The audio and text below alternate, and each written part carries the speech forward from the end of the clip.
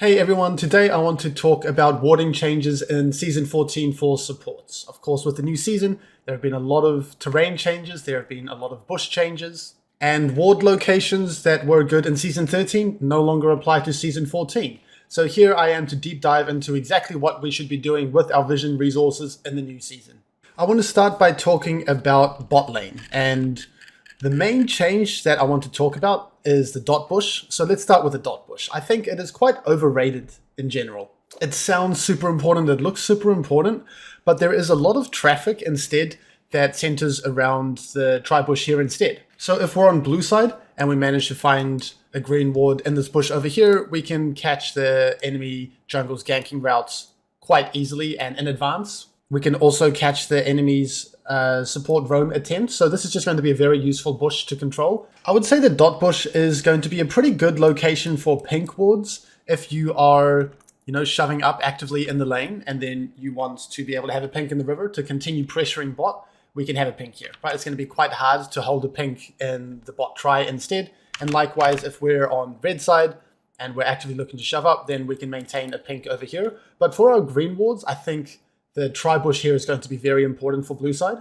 And then if we are on red side, then nothing has changed, right? All of this is still the same. So for warding to deter ganks, we'd still look for a ward here, or we'd still look for a ward here. If we're on red side and we're not actively shoving up, then a pink in the tri-bush here is going to feel pretty great as well. It's going to allow us to roam and stay in fog. It's going to allow our jungler to have some fog here to gank. And the tri-bush is also a little bit further up the map now. In Season 13, the tri-bush was kind of around here, and then you can get a pink there, but it's not going to provide the most valuable information. But now this is the center of all attention. This is the intersection. This is where all the traffic flows, and controlling the tri-bush is going to be very important.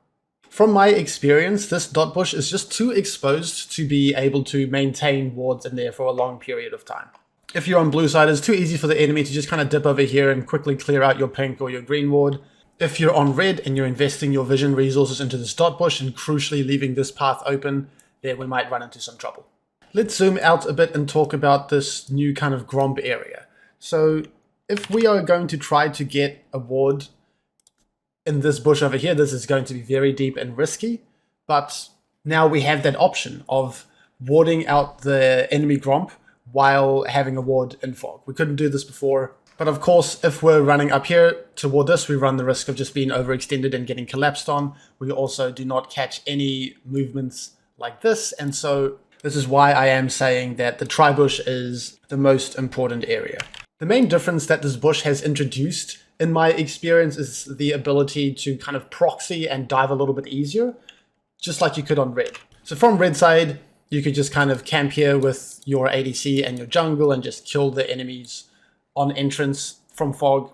We couldn't do that before on red side, now we can. Now we can just kind of match over here and catch people off guard here. So we can use this to our advantage. People still aren't really used to this. If you find a window to just kind of sneak on through here with your jungler or your ADC, you can get some work done. Now let's move on and talk about bot river. And this is asymmetric, right? There is kind of a banana bush over here, but nothing on blue side. And so from blue side's perspective, it can feel quite daunting to get any type of vision control in this area. If we start placing our pinks over here, that's going to get quickly cleared out. Even our greens, that's going to get pinked or swept out quite easily. Whereas if we're on red side, then we could potentially hold a pink here. The only issue is that it's quite isolated, right? If we place a pink on here from red side, then we're not going to catch any type of roams like this. And so even though there is no dot bush, which used to be a fantastic spot for a pink, so that we could safely move in through here and gank from fog and have our pink over here,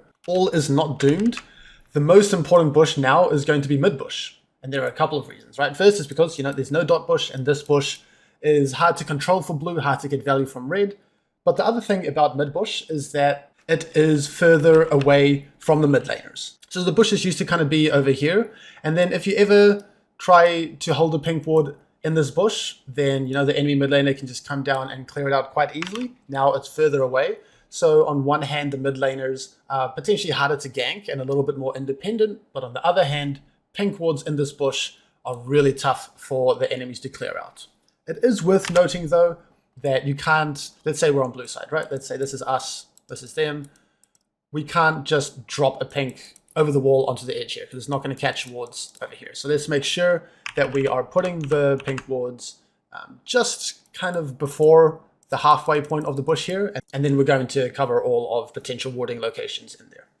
Okay, so for using our sweeper from blue side, nothing's really going to change. We're just going to sweep out this general area over here. We're not going to care too much about this because it's very rare that we are going to be grouping up and like brute forcing through here. It's going to be more so about moving through here safely in fog, and then we're going to try to hold our pink over here. Now for red side, this is us now. We are going to be moving a lot through this area, and so let's sweep this area out here. Let's place our pink a little bit further up, kind of over here, and then we're able to get to mid in fog. So the concept of using our vision resources to control an area of the map has not changed, but exactly how to do that in an area of a map has changed. And so just to clarify what I mean here, if we want to actively generate pressure around mid, like I said, our pink is going to go here, our sweeper is going to be around this area. If we want to actively pressure around bot, we can, this is us on blue side, we can potentially have our pink here, and we can look to sweep out this area. Just try to be deliberate with how you're using your green wards, your pink wards, your sweeper. Where are you trying to generate pressure, and how can you use your vision resources to help you achieve that? There's no point in us playing a champion like Soraka, and then we're pathing out of base, and then we just kind of poke our head around mid. We put our pink ward here, we put our green wards, kind of over here, and then when we come back to bot, and then we want to start pressuring in the bot lane, then we have no pink, we have no wards, we have no cover for getting ganked while we want to shove up, and then we're going to die. There's also no point in investing all of your vision resources around bot when you're just going to be losing, so we would rather roam towards mid and actively control this area instead. Let's move over to top river here, and the most significant change here is going to be the banana bush over here. This ward way up here, this isn't really relevant to river control, this is more about top laners and laning phase dealing with or setting up ganks. But this banana bush here sees a lot of traffic the later that the game goes on. When we have the Rift Herald spawning and the Baron spawning, if we can control this bush, it's going to be useful. The only thing worth noting is that it's easier said than done. To be able to control this bush with just a pink, we're going to have to place the pink on its kind of apex over here. You know how it curves here.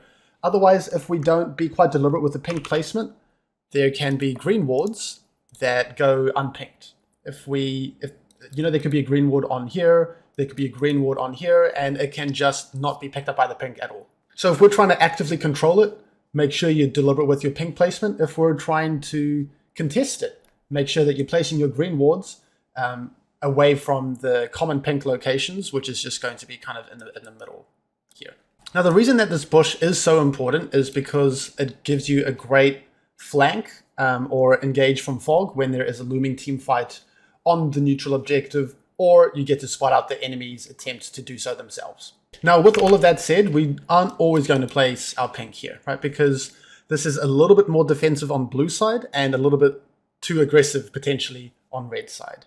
The same concept is going to apply to those pink wards. We want to place our pink typically in mid bush. It's going to be a little bit safer from getting cleared out from people contesting through mid. And the reason that we just love having a pink over here is because when we're exiting from mid and we can confidently do so in fog, then that's going to be a big deal, right? If we're moving over here and we have our pink over here instead, and then they catch our movements, it doesn't matter that we're denying vision here if they've already seen what we're getting up to. But sometimes in the heat of the moment, we don't have time to shove mid and control this bush, and it's just going to be, a hotly contested area around here for a neutral objective and a looming team fight. The banana bush is going to be important to control.